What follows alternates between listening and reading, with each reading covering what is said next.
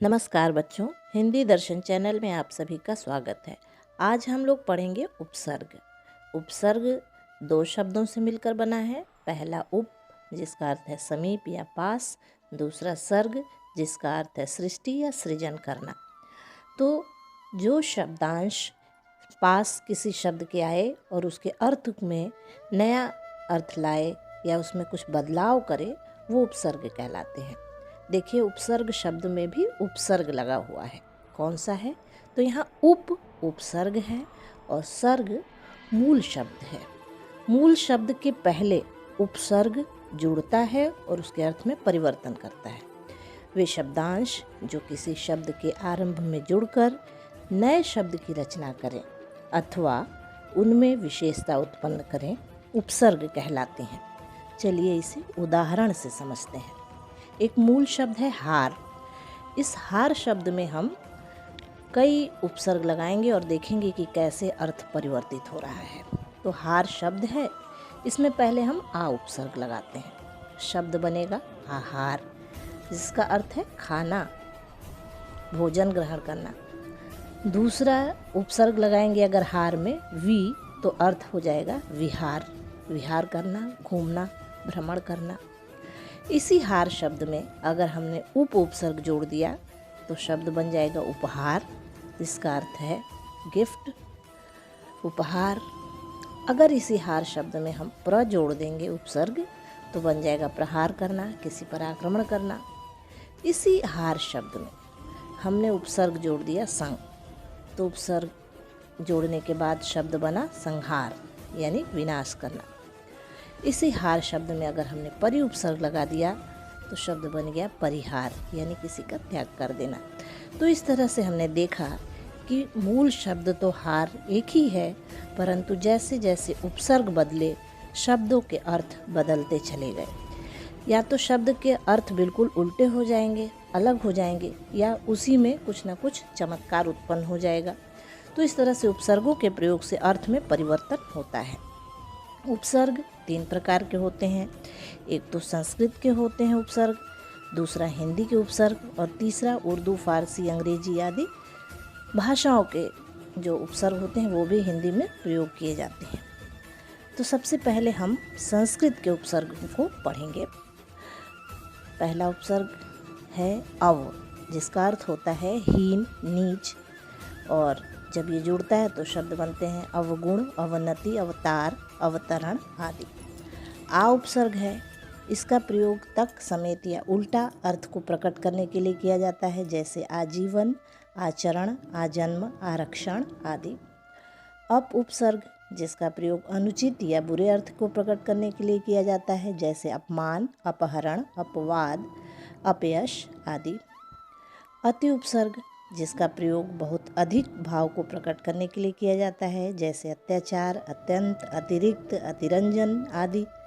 अधि उपसर्ग है, इसका प्रयोग ऊपर, श्रेष्ठ का भाव प्रकट करने के लिए किया जाता है, जैसे अधिकार, अधिपति, अध्यादेश, अधिभार आदि। अगला उपसर्ग है अनु, जिसका प्रयोग पीछे, बाद, समान या गौण भाव को प्रकट करने के लिए किया जाता है, जैसे अनुकरण, अनुवाद, अनुसार, अनुभव आदि। अभि उपसर्ग, इसका प्रयोग सामने, चारों ओर या वैशिष्ट्य दिखाने के लिए किया जाता है, जैसे अभिमुख, अभिज्ञान, अभिनय, अभियान। उप उपसर्ग, इसका प्रयोग निकट, सदृश या गौण अर्थ के लिए किया जाता है, जैसे उपवन, उपहार, उपनगर, उपभेद आदि। उत या उद, इसका प्रयोग ऊंचा, श्रेष्ठ या ऊपर अर्थ को प्रकट करने के लिए किया जाता है, जैसे उत्कर्ष, उत्तम, उद्गम, उन्नति आदि। दुस, इसका प्रयोग बुरा या कठिन का अर्थ दिखाने के लिए किया जाता है, जैसे दुष्चरित्र, दुष्कर्म, दुशासन, दुस्साहस आदि। दुर, इसका प्रयोग भी बुरा या कठिन अर्थ को प्रकट करने के लिए किया जाता है, जैसे दुर्दिन, दुर्गम, दुर्लभ, दुर्भिक्ष आदि। नी, इसका प्रयोग निषेध, अधिकता के अर्थ को प्रकट करने के लिए किया जाता है, जैसे निवारण, निरोग, निवास, नियम आदि। निस, इसका प्रयोग रहित, पूरा, विपरीत अर्थ को प्रकट करने के लिए किया जाता है, जैसे निष्काम, निष्कपट, निस्तेज, निश्चल आदि। निर, इसका प्रयोग रहित, निषेध या बिना के अर्थ को प्रकट करने के लिए किया जाता है, जैसे निरपराध, निरादर, निर्धन, निर्मल आदि। परा, इसका प्रयोग विपरीत अर्थ को प्रकट करने के लिए किया जाता है, जैसे पराजय, पराक्रम, पराभव, परास्त आदि। अगला उपसर्ग परि, इसका प्रयोग आसपास, सब तरफ, पूर्ण होने के अर्थ को प्रकट करने के लिए किया जाता है, जैसे परिजन, परिवार, परिक्रमा, परिभ्रमण। प्र, इसका प्रयोग अधिक अथवा आगे के अर्थ को प्रकट करने के लिए किया जाता है, जैसे प्रकृति, प्रक्रिया, प्रभार, प्रस्थान आदि। प्रति, इसका प्रयोग हर एक, विरुद्ध या सामने के लिए किया जाता है, जैसे प्रतिकार, प्रतिहार, प्रतिपक्ष, प्रतिवाद आदि।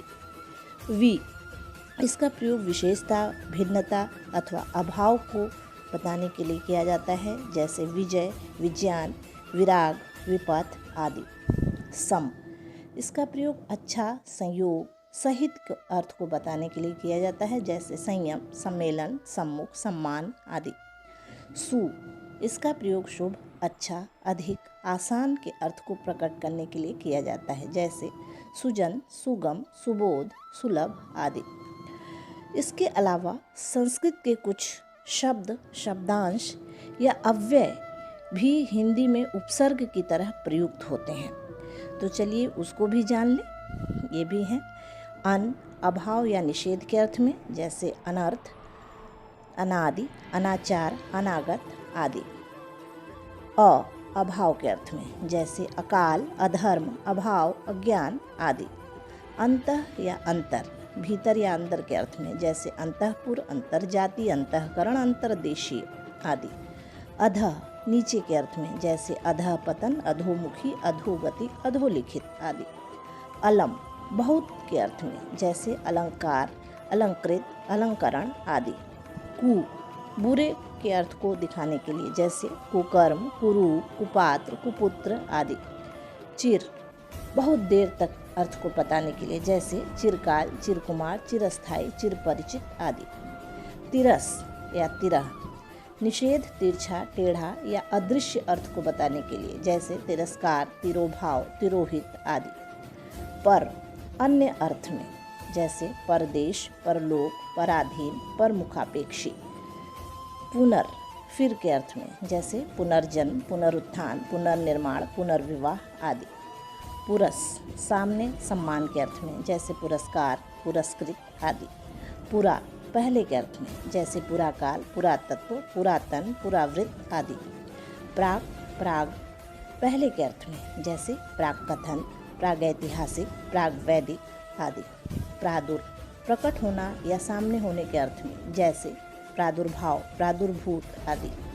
बहिष या बहिर, बाहर के अर्थ में, जैसे बहिष्कार, बहिर्गमन, बहिर्मुखी, बहिरंग आदि। सत, अच्छा, सच्चा के अर्थ में, जैसे सज्जन, सदाचार, सद्गति, सत्पुरुष आदि। सम, सम्मान होने के अर्थ में, जैसे समकोण, समकालीन, समकालिक आदि। सह, साथ होने के अर्थ में, जैसे सहपाठी, सहचर, सहोदर, सहमति आदि। स्व, अपना होने के अर्थ में, जैसे स्वदेश, स्वजन, स्वतंत्र, स्वावलंबन आदि। स्वयं, अपना के अर्थ में, जैसे स्वयं सेवक, स्वयंवर, स्वयं पाठी, स्वयं चालित आदि। आविष, प्रकट होना या बाहर होने के अर्थ में, जैसे आविष्कार, आविष्कृत आदि। न, अभाव के अर्थ में, जैसे नास्तिक, नपुंसक, नगण्य आदि। तो ये हुए संस्कृत के उपसर्ग। अगले वीडियो में हम लोग हिंदी और अन्य भाषा के जो उपसर्ग हैं उसको जानेंगे जो हिंदी में प्रयुक्त होते हैं। तब तक के लिए नमस्कार।